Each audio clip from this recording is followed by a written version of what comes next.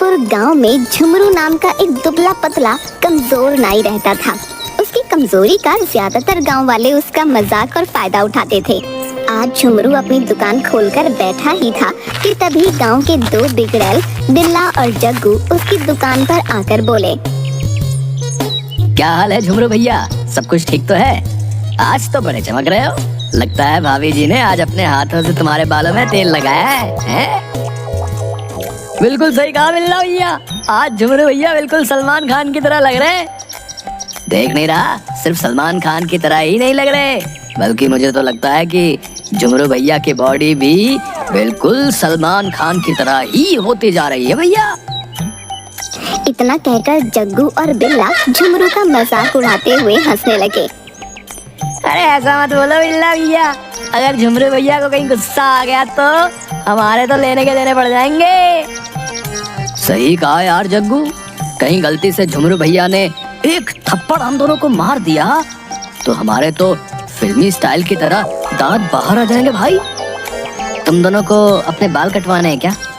बाल भी कटवाने हैं और शेव भी बनवानी है, पर ध्यान रखना झुमरू भैया, आज हम दोनों के चेहरे पर तुम्हें फेशियल भी करना है।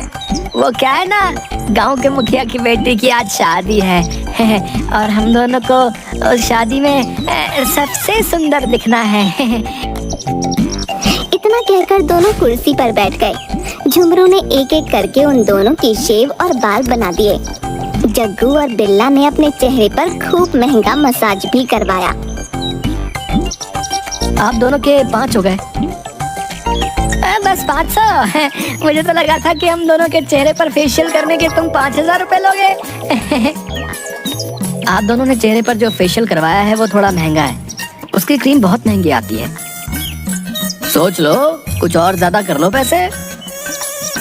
आप दोनों क्यों मजाक कर रहे हैं मुझसे? अरे क्या तुम हमारी भाभी लगती हो हैं, जो हम तुमसे मजाक करेंगे हैं भाई? मैंने आप दोनों से बिल्कुल मुनासिब पैसे मांगे हैं, भला मैंने गांव में किसी से ज्यादा पैसे लिए हैं क्या? ठीक है बिल्ला, इन्हें 500 दे दो। बिल्ला के इतना बोलते ही जग्गू ने झुमरू के 5 थप्पड़ जड़ दिए और बिल्ला ने तो झुमरू के मुंह पर 2 मुक्के मार दिए। बेचारा कमजोर झुमरू जमीन पर गिर गया। झुमरू भैया देखो, पूरे 500 दिए हैं। देखो, 5 थप्पड़ मैंने मारे और बिल्ला ने तुम्हारे मुंह पर 2 घूंसे लगाकर 2 शून्य बना दिए। ओए ना पूरे 500। आइंदा से हमसे पैसे मांगे तो तेरी दुकान को तोड़कर यहाँ पर तेरा तंबू बना देंगे। बड़ा है हमसे पैसे मांगने वाला, 1.5 पसली कहीं का। इतना कहकर वो दोनों चले गए। झुमरू बेचारा आंखों में आंसू लिए बैठ गया। शाम को झुमरू अपनी दुकान बंद करके घर चला गया। उसके चेहरे पर चोट के निशान देख उसकी पत्नी शर्मीली गुस्से से बोली, तुम्हारे चेहरे पर ये चोट के निशान कैसे हैं? कुछ नहीं, सुबह दुकान पर जाते वक्त पैर फिसल गया और मैं गिर गया। मुझे क्या बेवकूफ समझा है?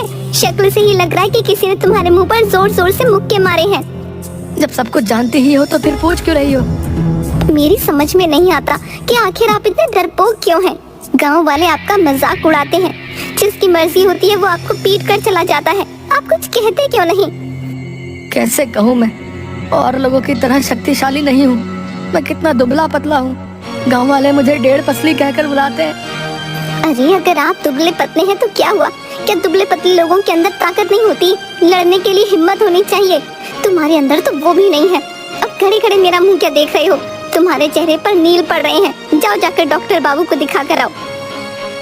शर्मिली की बात सही थी। झुमरू को वास्तव में बहुत दर्द हो रहा था।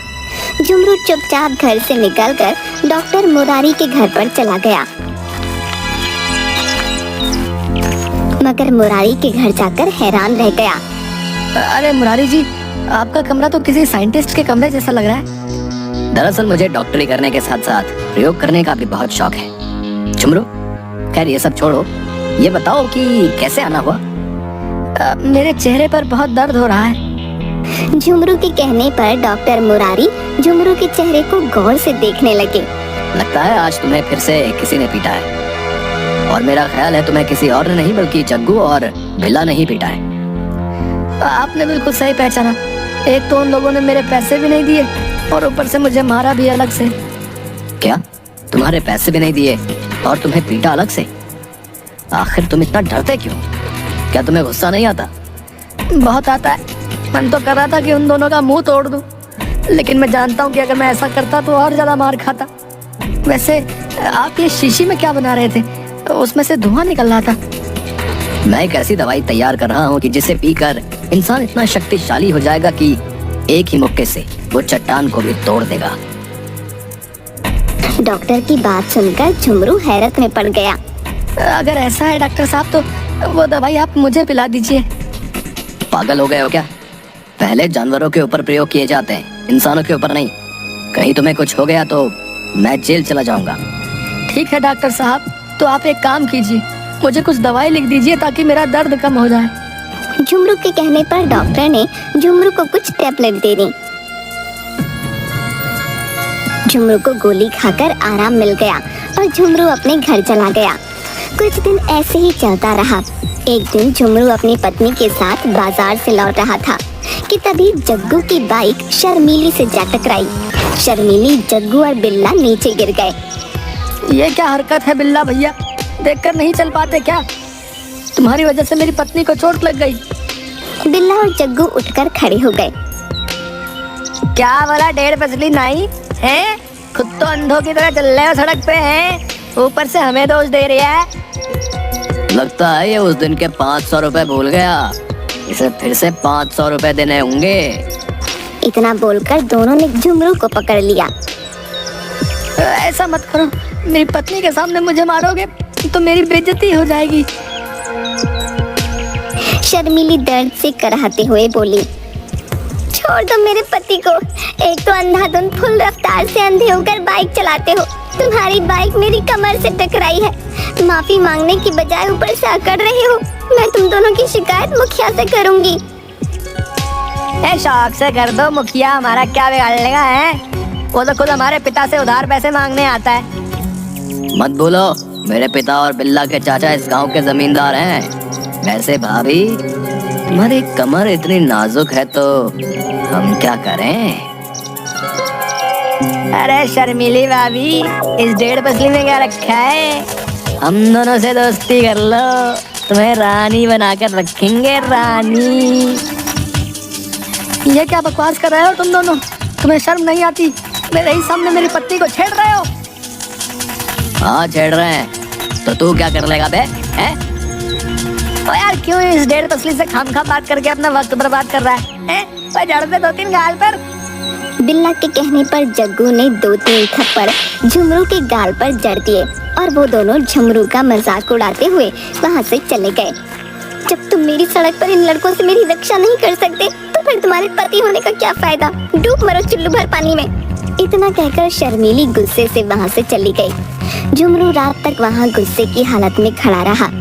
रात को झुमरू अपने घर की ओर जाने लगा, तभी उसकी नजर डॉक्टर मुरारी के घर पर पड़ी।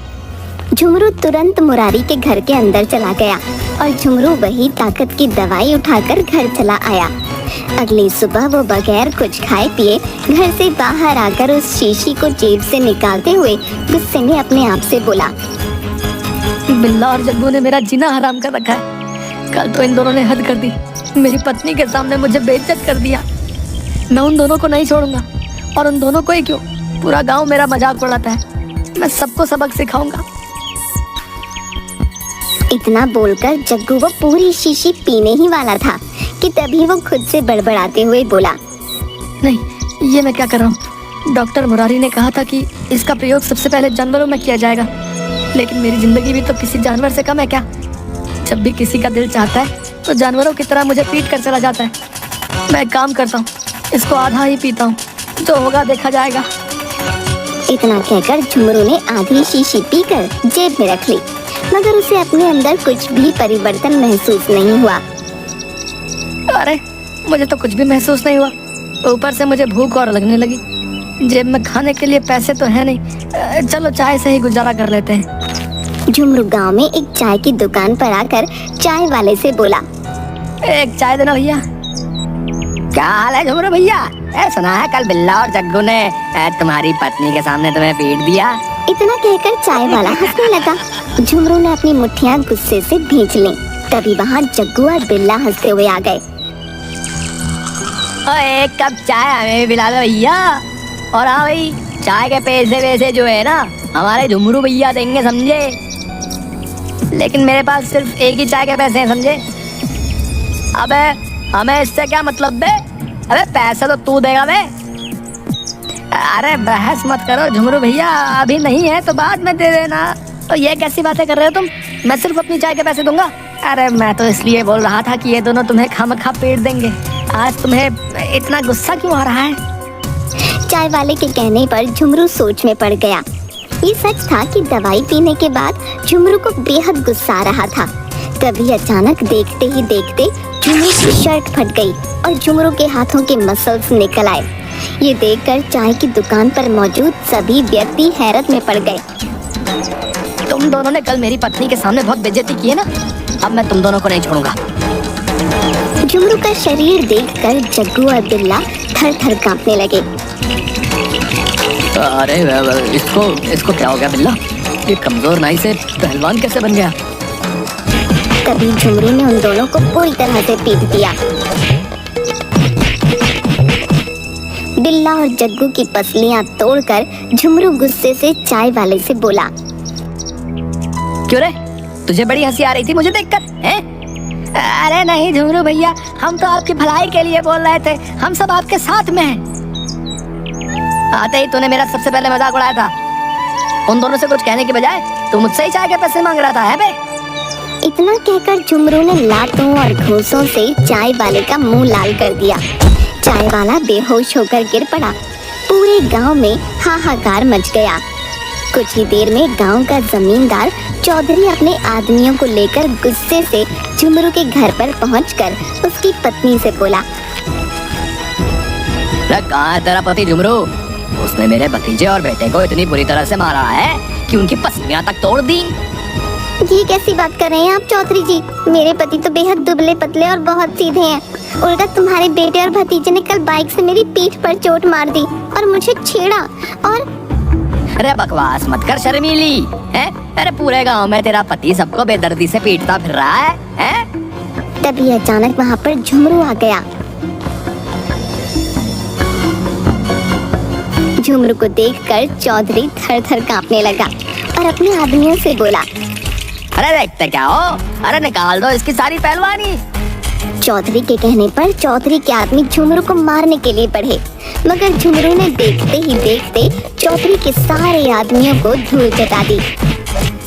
ये देखकर चौधरी डरकर वहाँ से भागने लगा। झुमरू ने तुरंत चौधरी को पकड़ लिया। कुछ देर पहले तेरे बेटे और भतीजे को मारा था, अब तेरी बारी है। इतना कहकर झुमरू ने चौधरी को भी बुरी तरह से पीट दिया। चौधरी दर्द से कराहता हुआ वहाँ से चला गया। अजीब, ये आपको क्या हो गया? आप तो बेहद दुबले पतले थे, अचानक इतने तगड़े कैसे हो गए? ये सब डॉक्टर मुरारी की दवाई का कमाल है। अब मैं हमेशा ऐसा ही रहूंगा और सारे गांव वालों का जीना हराम कर दूंगा। तभी दवाई का असर खत्म हो गया और झुमरू अपनी पहले जैसी अवस्था में आ गया। अरे ये तो आप पहले जैसे हो गए। नहीं, मैं पहले जैसा नहीं होना चाहता, अभी भी दवाई मेरे पास है। झुमरू शीशी निकालकर पीने ही वाला था कि तभी डॉक्टर मुरारी दौड़ता हुआ वहाँ आ गया। अरे झुमरू भैया, ये क्या कर रहे हो? इस दवाई को मत पियो। अरे नहीं, इस दवाई की वजह से आज मैंने उन सबको धूल चटा दी जो मेरा मजाक उड़ाते थे।